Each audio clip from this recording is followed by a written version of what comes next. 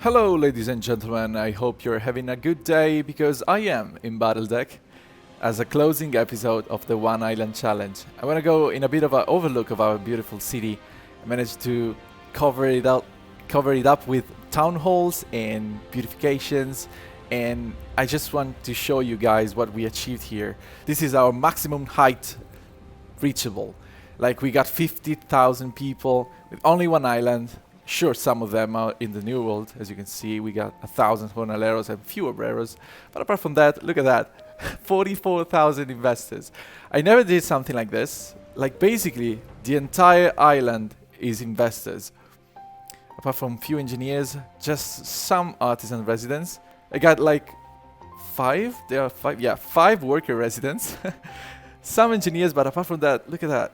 All investors. This is absolutely nuts. So let's have a walk inside our city.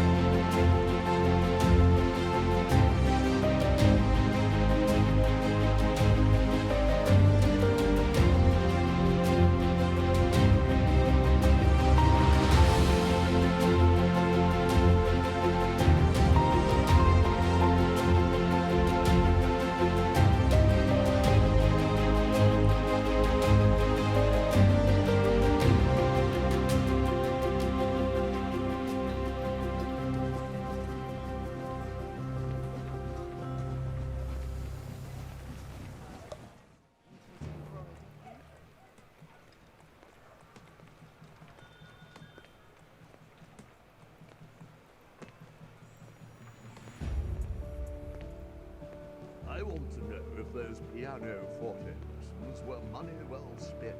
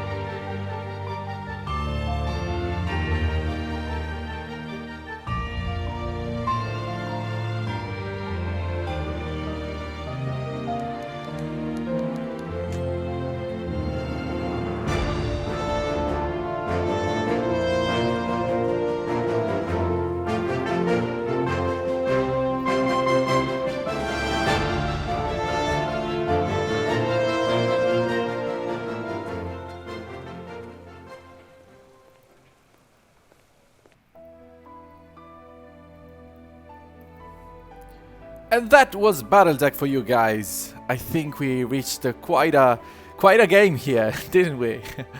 And that was for the beauty. Let's talk about logistics here, because that's what Anno is about. By the way, before talking about anything else, yes, I managed to get champagne in. They are underclocked because we are producing way too much because of all of our boosting. We got the Sommelier Raymond, the Ferros Al Cerami, the Department of Labor, which also increased productivity. We got grapes here because in this trade union we got the hybrid grapevines, which also gives a nice bonus in productivity. Alexander Hancock, another 80% productivity, and the patent steel seed drill, which we got from an exhibition of science and innovation. So that's very good. With only 3 grape farms, they require quite a lot of space though, like 236 fields. With only 3 grape farms, we managed to get our investors all the champagne they want, and actually even more. Remember, I had to underclock these. We are overproducing champagne by 2 or 3 bits. I'm gonna show you the production statistic menu in a second. No, thank you, Eli. We are closing this game. We don't want any quest. And look at our workforce, by the way. I didn't talk about this at the beginning. Like, we are min-maxed everything. Actually, I think we can go for 2 more. Yeah, I move these just to get them upgraded. 2 more engineer residents, and that's basically it. Actually, I think we can go for these 2 investors. Yeah, and that's it. That's our maximum population. I'm pretty happy with it. And yeah, so everything we need is produced down here, because we only need investors, really. Few engineers and some artisans, like 5 worker residents, as I said before. So they don't require a lot. Let me show you finally the statistic menu, consumer goods. No requirement for fish, no requirement for schnapps, for workloads, for sausage, bread, either way. 2 per minute requirement of soap. They also, the engineers also require this as a lifestyle need to increase the workforce. So I'm providing soap to them. And I'm actually getting it from the Docklands for like 2 advanced weapons. We're getting 60 soaps. So 2 soaps per 30 minutes of Tobias cycle. 1 canned food. I'm not providing canned food, I think. Yep, I don't think so. We have tons in stocks though, so if we ever need that, like, yeah, we got 2,000 and we are only consuming 1 per minute. So a long way to go before we run out of this. And overproducing on sewing machines, yes, that can be a problem for the pocket watches. Although, like, we could just sell them, right? We could just set up quick trade route between us and Kahina, for example, to sell the excess fur coats and sewing machines. Fur coats actually sell for 1,000 per ton at Kahina warehouse, so that's pretty good. Overproducing a little bit on spectacles, little to no production of rum. Indeed, I reduced a lot my rum production in Risorgimento, and it's still so high, like 3 surplus. We don't need that much. So I'm gonna show you what I did in the New World in a second to deal with all these investors, which require 53, that's the big one, 53 tons of coffee per minute. Yeah, and I'm gonna show you the New World just because of that. And yeah, a little bit of overproduction of penny farthings, also requiring, I'm gonna require this for the Docklands. I'm using this in one of the Docklands contract, and I also require penny farthings to produce pocket watches in excess with Dario, the mechanical engineer. In pocket watches, we have a little bit of a production. We got a single clockmaker's factory producing at 260%. Very good. Right up on par with the light bulbs, and champagne we are overproducing even if it is underclocked, as I said. We could provide jewelry, even though it's a luxury need. Yeah, it's a luxury good. It requires gold ore. I have the item that changes up gold bars for gold ores. So that's good, but we would need to get gold ore from the Docklands, and we would also need to get pearls, and in turn we need a workforce to run the jewelry, right? Yeah, the jewelers. Those are engineers, and we would need some more engineers. So yeah, just don't provide jewelry. I don't care. We are fine with our balance. And consuming 12 tons of cigars. That's another big one. We're getting it from the Docklands. I'm going to show you the Docklands in a second. Chocolates. We are producing some chocolate in the New World with Cecilia the Coffee item, which for the coffee roasters produces chocolate every 4th cycle. That's very good. Very, very good on the gramophones. We are always capped on that. You could use it in the Docklands, by the way. Perfectly up on par with the steam carriages, and these are the New World's good that we don't care of. So that's us. That's our production. That's our population. We got these many spectacles factories. These are the bicycle factory, light bulbs. It's all nice and compact. Another overall, which this time I didn't film because I think I had you guys go through a lot of them, right, already. So I didn't feel like filming it. It was just rearranging and fitting in the vineyards, right? And I love the mixed woods here. Cherry wood, white cherry wood, pink cherry wood trees, and the mixed trees with the item of temperate forest mixed trees painter. And that's us. This is supplying our entire economy, as I said, for the advanced weapons, which are massively boosted. Department of Labor, Skilled Labor Acts, propaganda. I'm using propaganda, war effort, like basically propaganda, and our usual minus 30% consumption.